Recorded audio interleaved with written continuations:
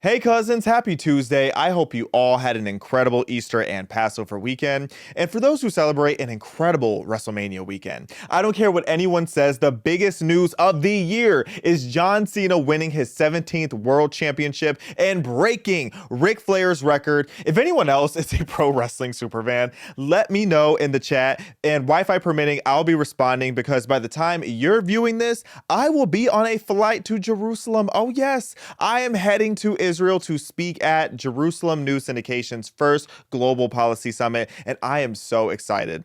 All I know is I better get a pic with Bibi, so let me know if you guys have any questions that I should ask Prime Minister Benjamin Netanyahu.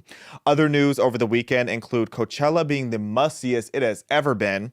The Lord works in mysterious ways because I was almost this close to going to Coachella for the first time. And had I been there and seen this pro-musty terrorist messaging, I probably would have crashed out. So we'll be discussing the Irish group Kneecap and their bold political statement, as well as I am calling for the help of Justin Bieber again. His behavior is becoming increasingly concerning, as well as this new serious Me Too allegation against Shannon Sharpe.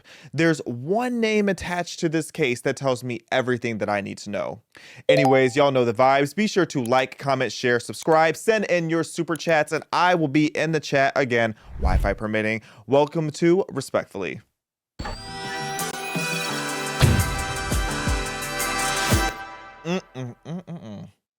Easter weekend was good. Thank you to everybody who reached out to me, wishing me a happy Easter. Shout out to Emily Austin for sending me an amazing gift package of sweets and wine and everything for Passover. I ate so much of that chocolate already last night. So if y'all see my face breaking out in the next week or so, just know that is why.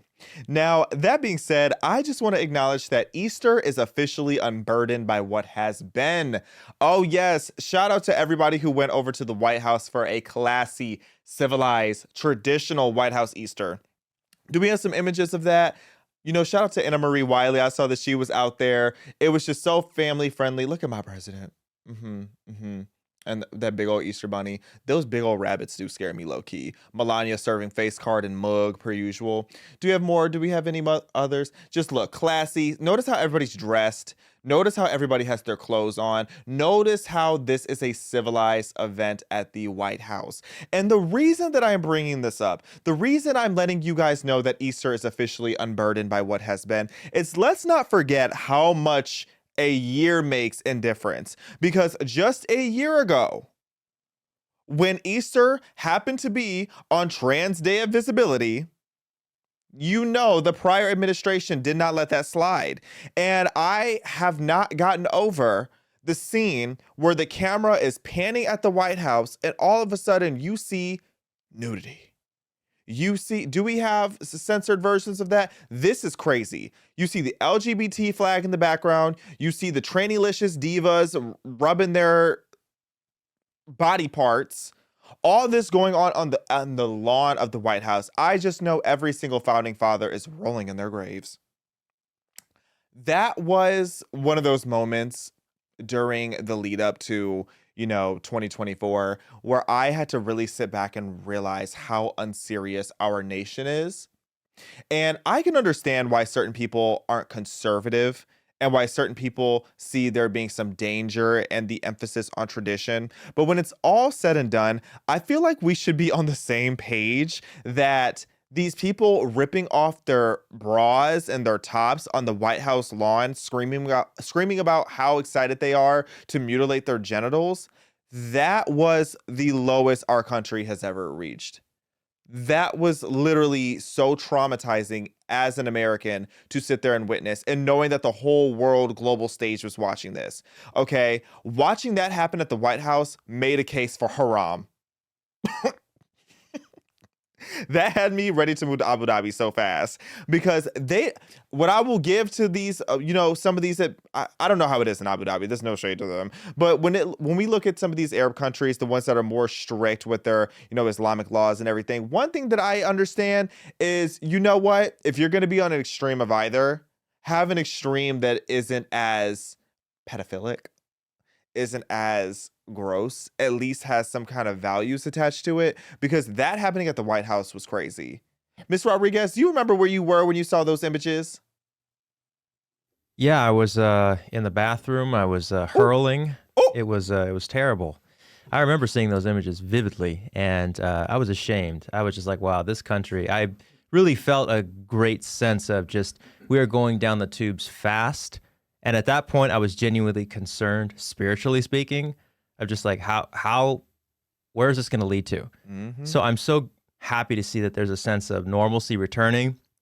I can't get behind no bunnies, but I can get behind Jesus Christ. That's who I can get Clock it. behind, our risen King. So that's all I got to say on that. But I certainly remember that. And I'm glad to see the contrast to where we're at now and prayerfully the better places where we're going.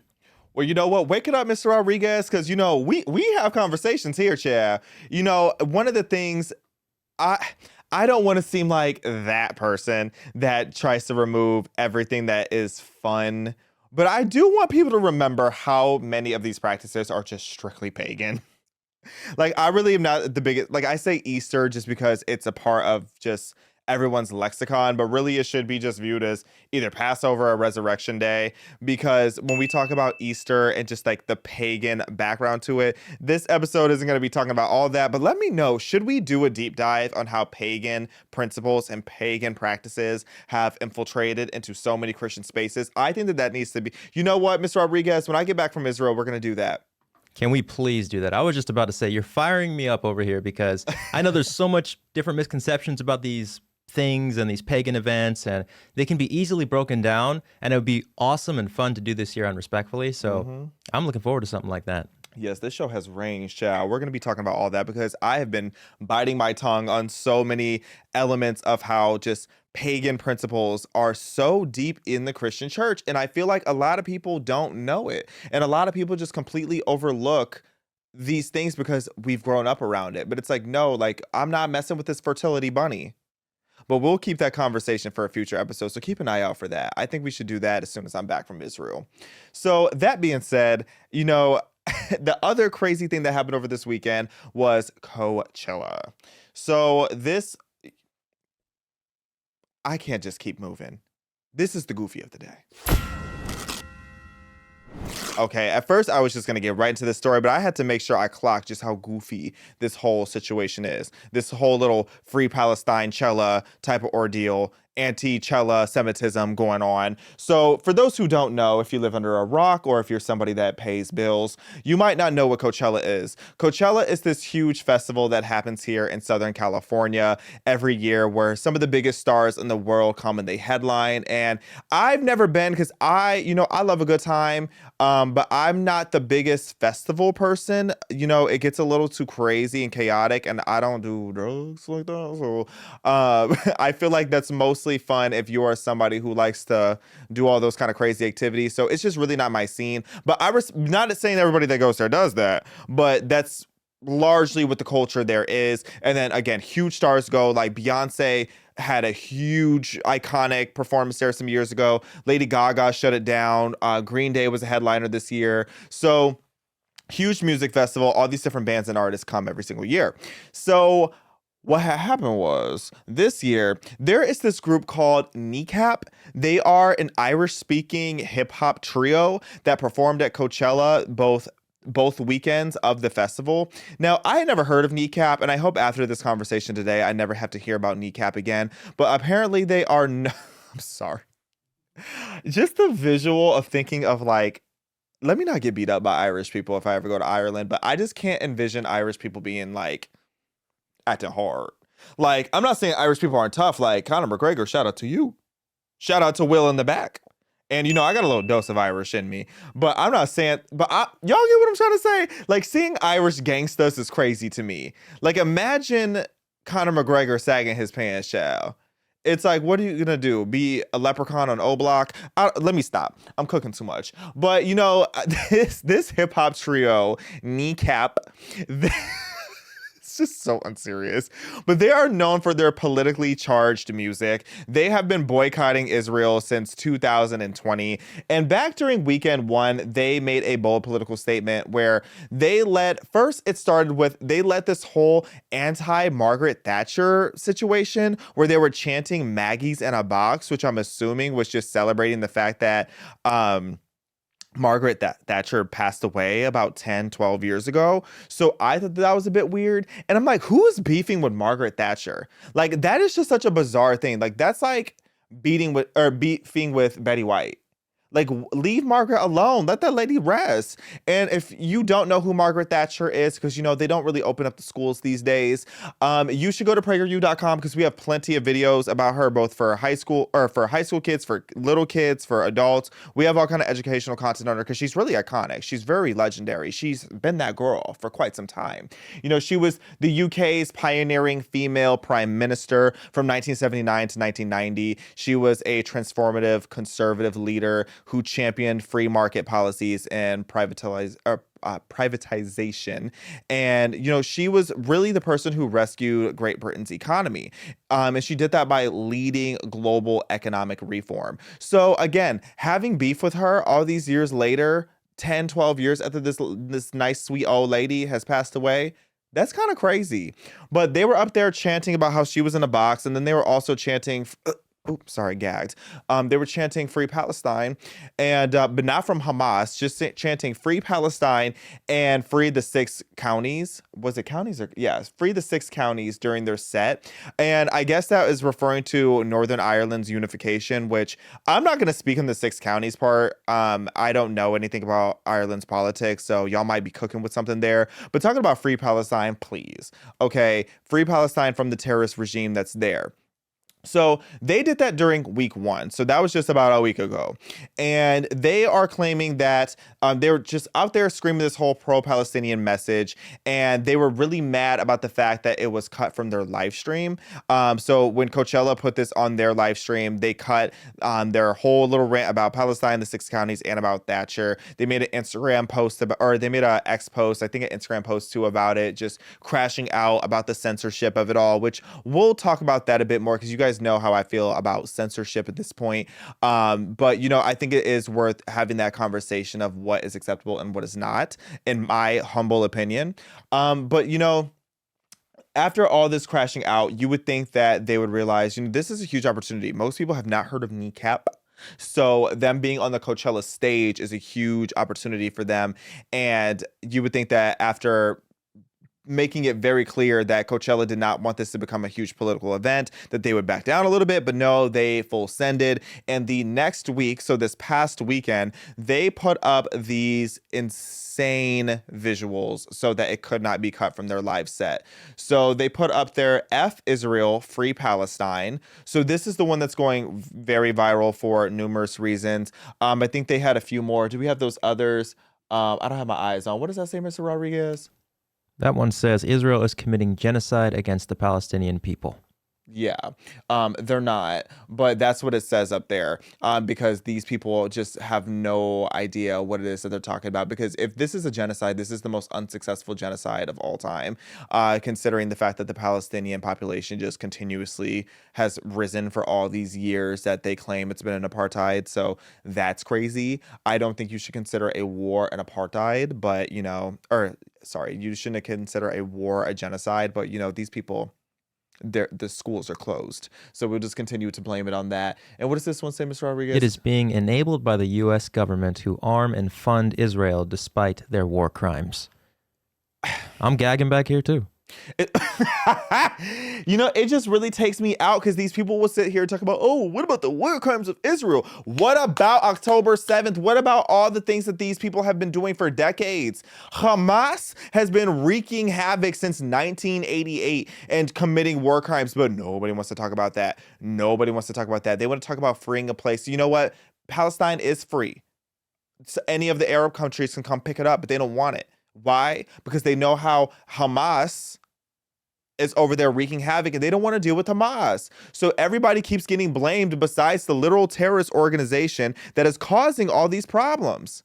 Okay, so this is crazy. So that's what these people are out here saying, that they let this whole free Palestine chant, which again, musty, dirty, unbathed. That's what it's giving to me when you go up there with these Antifada chants. Like, this is what they're doing.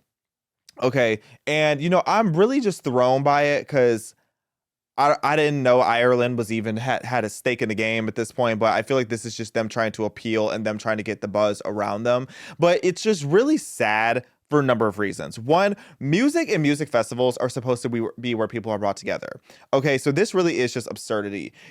As someone who is a firm believer of there can be intersectionalities with culture and politics and different platforms, but it's like you also have to read the room and you also have to know why are people coming here. Okay, two things that I think that on the platform should be excluded from sport or from politics.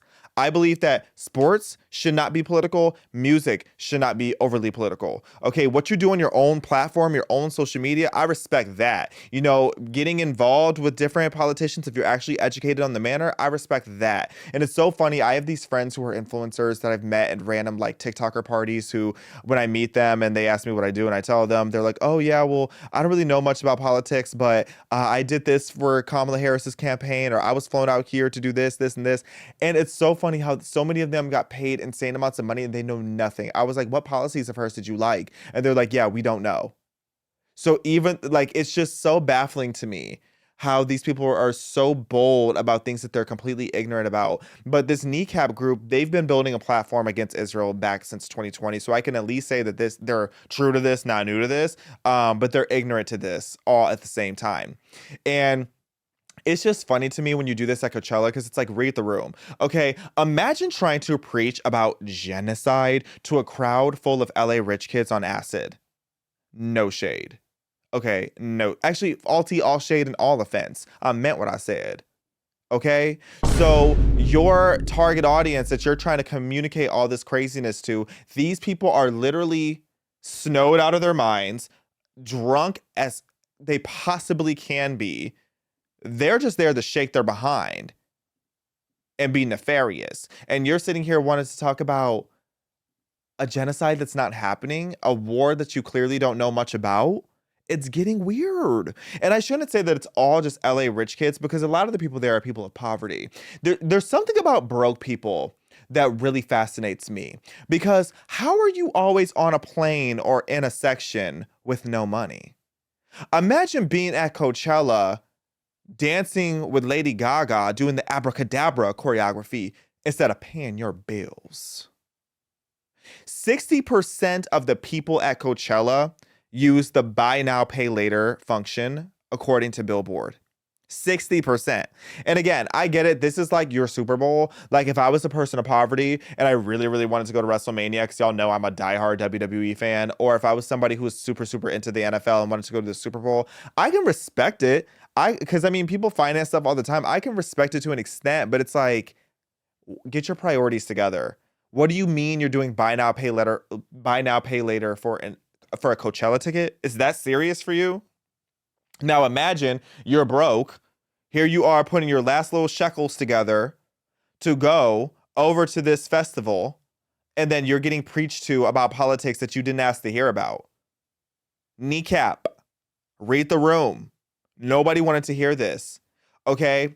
And now when it comes to this conversation too, an important thing that we need to talk about, because I'm all for artistic freedom of expression within a reasonable boundary, but I think it's also really disrespectful to the people who were there, because and then also to like the Nova victims. A lot of the people who were there that I knew personally who went to Coachella, they are Israeli or related or have friends who are Israeli. And you think about it and you just read the room. Have we forgotten how how this whole war with Israel and Palestine really, Palestine doesn't exist, by the way, but have we forgotten how this Palestinian-Israeli conflict really escalated back on October 7th at the Nova Music Festival, which is very similar to Coachella, where all these people come having the time of their life, dancing the night away to EDM music. And next thing you know, 364 of them are brutally murdered, 44 taken hostage, and all the survivors who were there are ridiculously traumatized. So many of them have unalived themselves. And I've met many survivors. This is actually a clip that we're playing. If we can run that again. This video here, I took this. I took this when I was at the Nova Music Festival site. And all of these photos that you see are different young, beautiful people who were there to dance, to sing, to enjoy their lives, enjoying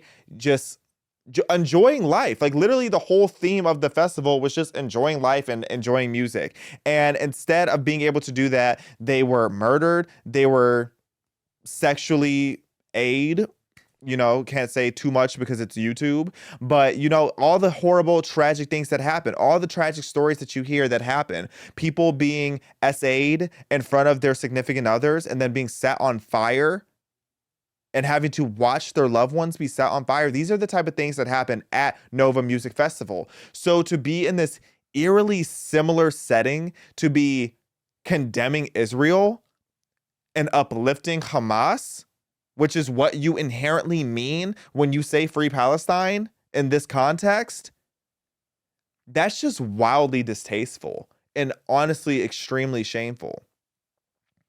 And these people, Kneecap, they're constantly talking about genocide and all these and like war crimes and everything, but they never talk about October 7th. They never talk about the 1,400 people who were murdered. They never talk about how civilians from Gaza were doing majority of the kidnappings. Oh yes, that's something that a lot of people don't know. I've been to Israel 3 times. As you're watching this, I'm on my way for the 4th.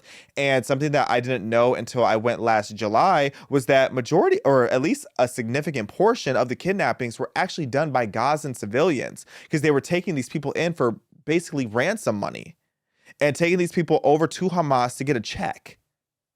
This is how low down and dirty Hamas is and how supportive the Palestinians are of what Hamas is doing.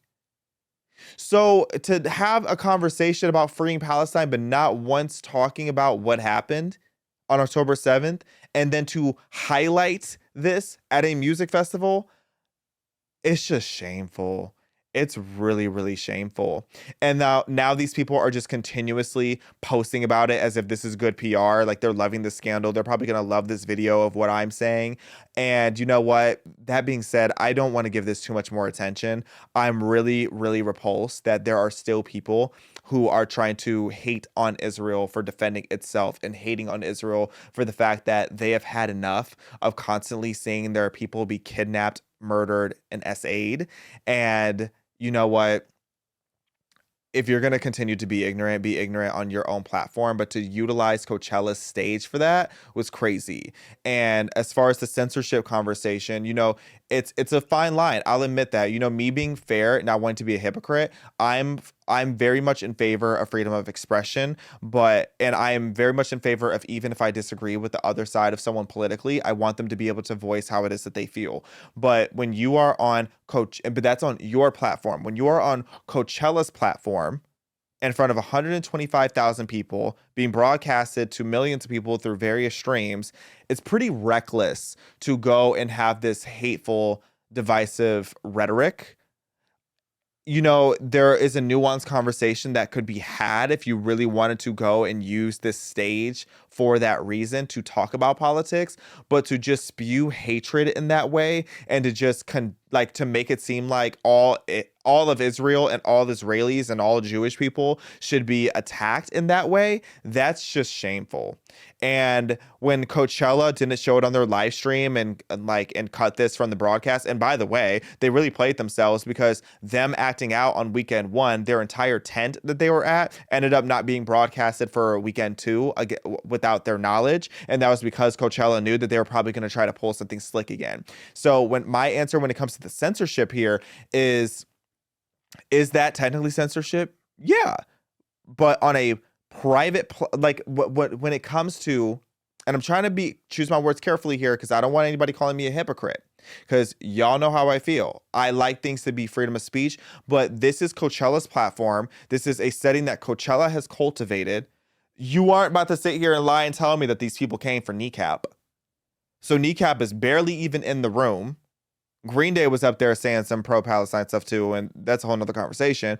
But you have to be able to read the room. I said the same thing about Colin Kaepernick. Going and kneeling and making these political statements, that's not what you're there for. You're there to do a job. When you are somewhere, let me put it this way to simplify it. When you are somewhere to do a job that has nothing to do with your political opinions, I really do feel like you should stick to your job or have a more respectful, nuanced conversation. But using the Coachella platform to just spew hatred, that is something that I think is absolutely unacceptable.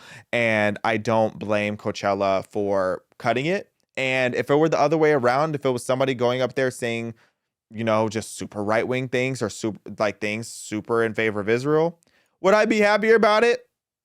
Of course. But would I also respect Coachella's decision to cut it from the broadcast? I would.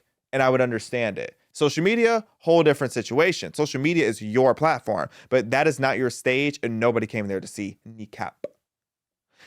Ending that on a more positive note, I thought the Nova exhibition, which is now heading to Toronto, I thought they had a really nice statement that they put out about it.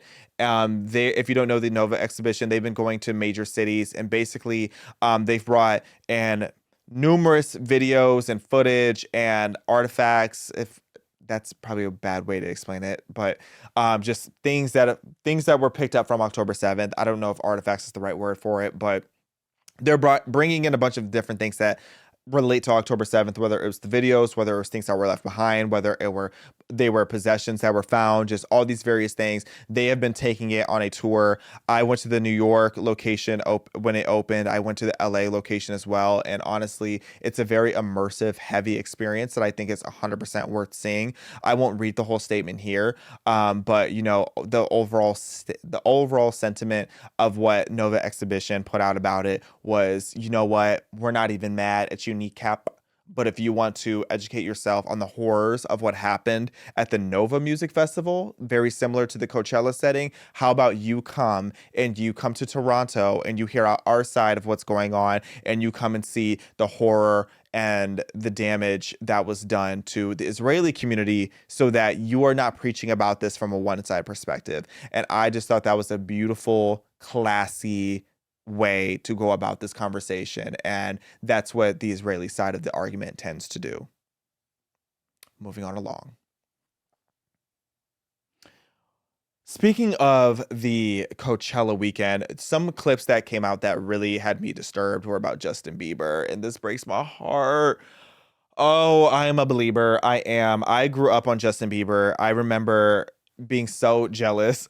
People try to tell me that I want to be white and that's why I went blonde. No, I like my blonde hair because I feel like I'm looking at myself right now. Like, I feel like my blonde hair makes my black skin or my brown skin look richer, like a richer chocolate. Like, I love how it complements my brown skin. The only time I have wanted a haircut that was very much of the Caucasus Mountains was when Justin Bieber had the I wanted that swoop cut so bad. Like, literally all of my friends in middle school would have it. And like, if you were competing for a girl or something at the lunch table, you knew the war was really going when you started seeing because then it would be like, I still remember, I remember all the different ways they would do it. And and being at this all-white middle school surrounded by all-white kids, yes, this haircut had my middle school era in a chokehold, okay? In an absolute chokehold. I remember asking my mom if I could perm my hair so that I could do this, and the way she read me for absolute filth, I will never forget it. She was like, I know you are not out there trying to look like one of these little white boys. This was peak white culture, okay? I wanted the swoop so bad. And I remember one day, because, when you're around different people, that's a sign. Yes, yeah, this here, chokehold. This was the backbone of society in the early 2010s, late 2000s. You couldn't tell me this wasn't the most iconic thing in the world. And that was all the little white boys had to do to pull the girls. They would have not me calling these children ugly, but their face cards were declining. But if their face card declined and they had the swoop, they pulled the cutest girl in the school. But all that to say, when you're around people for too long and you start to pick up their little mannerisms, if you could zoom out really quick, Mr. Rodriguez, someone has lived in Asia or been around Asians when they sit like this.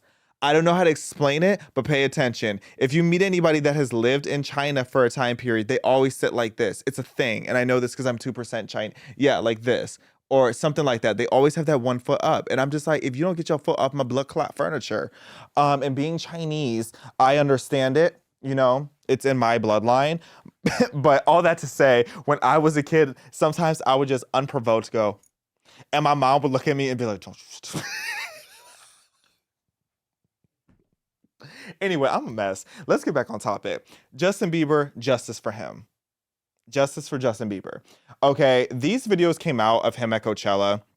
And again, I know he's under the influence. When people go to Coachella, if you go to Coachella sober, that to me is giving sociopathic. I couldn't imagine. But I saw this video and I was scared. So this video came out of Justin Bieber dancing, and it's like, I'm not judging too much. I'm not judging him at all. Okay, I'm more just concerned because I think if you go again, I think if you go to Coachella or something like Coachella sober, you're a little sociopathic. But it's like, what is he on? Can we see the other videos? Because some of the other videos really start to paint the picture too. He's smoking on something. I'm assuming it's the peace flower, but if it's beyond peace flower, that's concerning to me. And just look at him hunched over, the way he's dancing kind of erratically.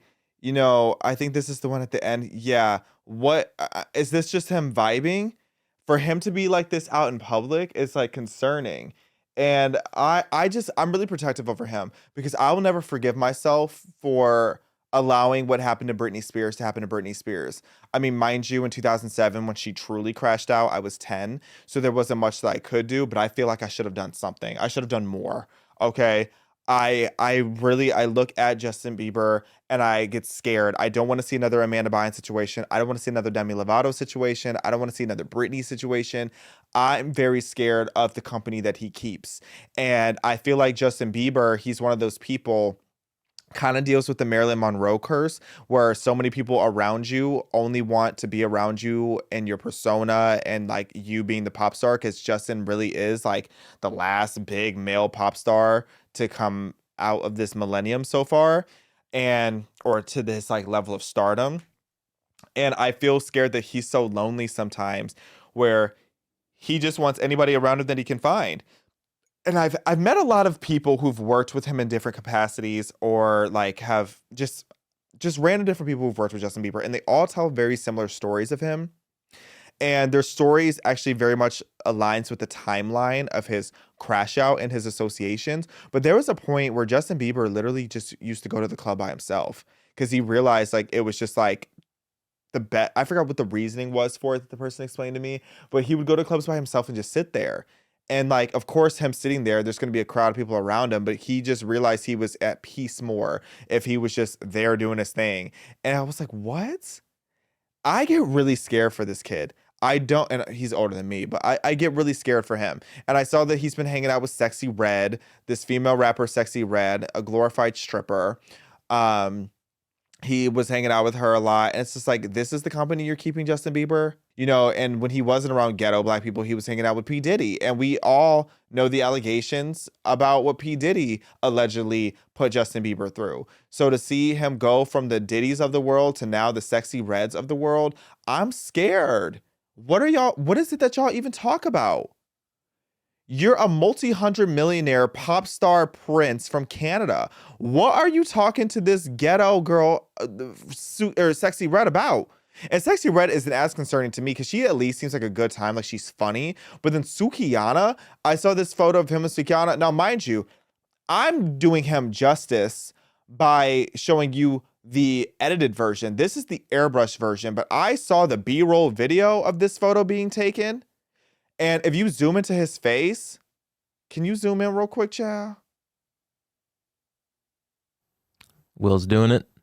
Sorry, I should have asked you this before. It's all good. Come on now. His face, he doesn't look there. You can read a lot about the soul behind the eyes, or through the eyes. And to me, he just doesn't look like he's there. And why are you with Sukiana? Why, like, go, there's so many, like, there are, because again, don't get me wrong. I'm not saying this just because they're ghetto and black. There are some ghetto black people that I don't think are as potentially damaging to his reputation, his image, his decisions as these people. It's just, I feel like at this point in his career, Justin Bieber should not be associating with these kind of people that are just ratchet. Just because y'all probably don't know who Sukiana is, let me just play you a quick clip to give you an idea of her. And I hope it's censored. This is her in London. I'm trying to get my stretch and eat a today in London. Period, baby. I'm trying to get this stretch. Okay. This is why racism exists. Because you have this curvaceous woman in a classy area in London cutting off these nice white old ladies, talking about getting her chinche.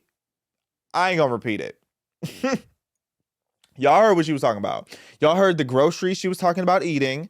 And, you know, just the overall, this is just her.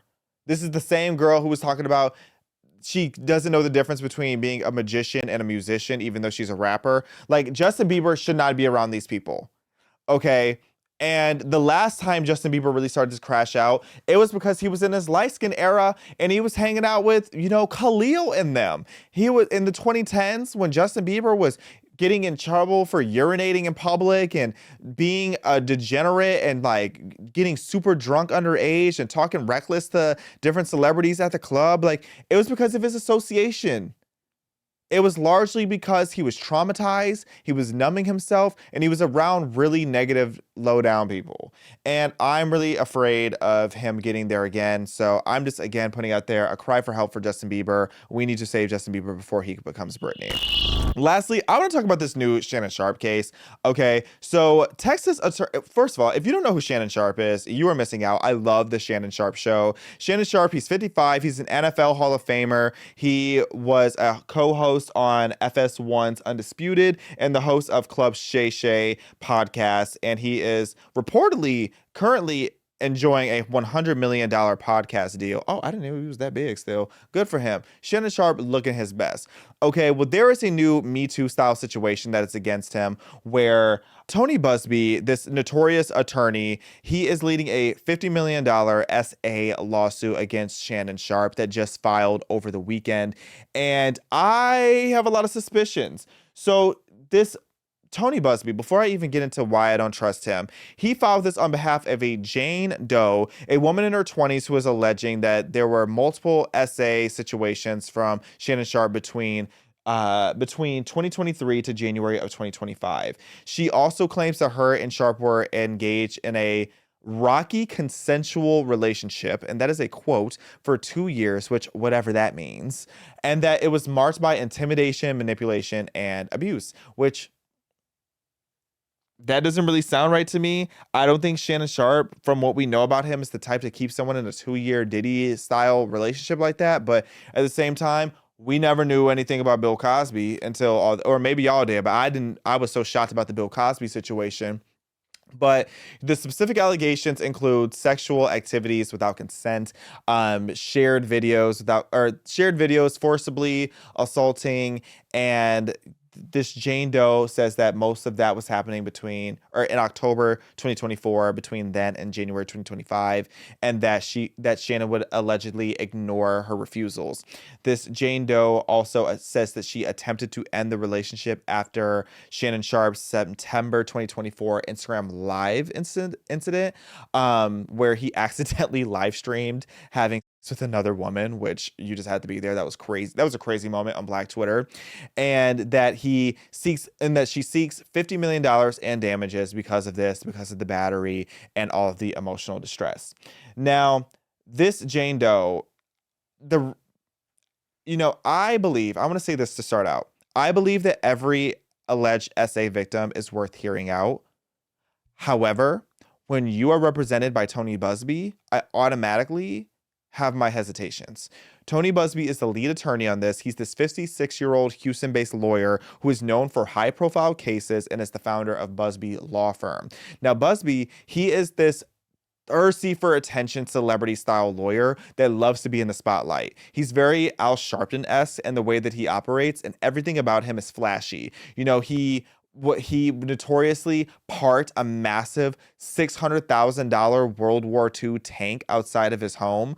Why? I don't know. I don't want to know because I don't understand it. It's just weird. And then he also owns a jet called Lawsuit Air. He likes for you to see when he is out and about flying and making all his money from these insane cases, which being a lawyer and having a private jet like that, like, that doesn't really add up. A lot of lawyers don't make nearly as much as people assume that they make, but he's getting his bag one way or another. And he is notorious at this point for extortion allegations. Jay-Z accused Busby of blackmailing him back in December of 2024. And that's when he had the whole situation where, as much as I do believe Jay-Z's time will come, I think Jay-Z he's guilty of a lot of allegations, but I said from day one, I didn't believe the allegations that were going on regarding the whole situation where this woman in 2000 was claiming that Jay-Z SA'd her when she was 13. And, this whole thing too, the timing of it was so crazy. Tony Busby led this whole campaign against Jay-Z, trying to extort him out of money, right as Blue Ivy, Jay-Z's eldest daughter, was having the huge premiere of her Lion King Mufasa movie. And they were trying to get Jay-Z to extort this money to allegedly eliminate some of the bad PR that was falling on Beyonce and Blue Ivy, who were both having big moments around that time. This was right before Beyonce was leading the likelihood and ended up ultimately winning Album of the Year at the Grammys. This was right as Blue Ivy was having her huge premiere.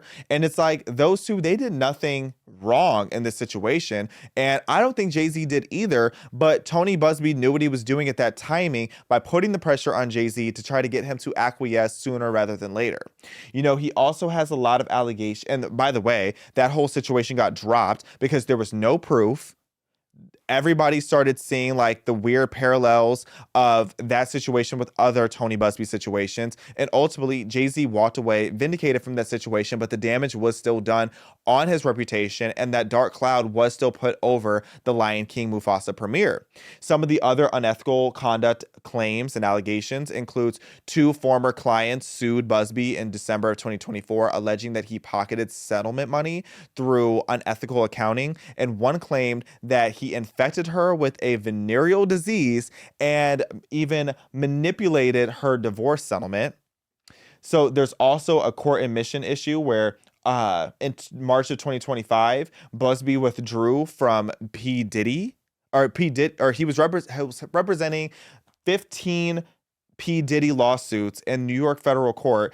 And after admitting that he wasn't licensed to practice there, it raised all these questions of, then why were you there in the first place? Why were you a part of these 15 Diddy lawsuits if you aren't even licensed to practice there? You know what he did it for? To get his name in the headlines, to be talked about in the shade room.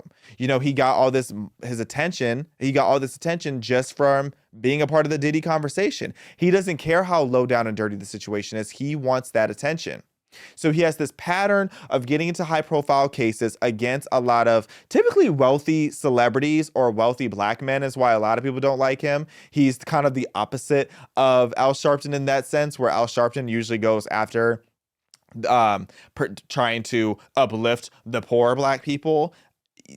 Tony Busby is going after all of the wealthy black people in Hollywood, but it's not even just black. He goes after anytime he can attach himself to a celebrity scandal, even when the celebrity is as in the wrong as they possibly can be. They go to Tony because they know that Tony will allegedly do anything necessary to try to clean up that person's image, even if they are completely in the wrong. He's also represented Chris Brown, and he has this pattern of dropping the cases once they're no longer profitable. He gets in the cases knowing that they're not winnable a lot of the times, and then will get all this publicity, chase all this clout, and then he will drop the situation. So he's also he filed 21 lawsuits against the NFL quarterback Deshaun Watson back in 2021 for sexual misconduct.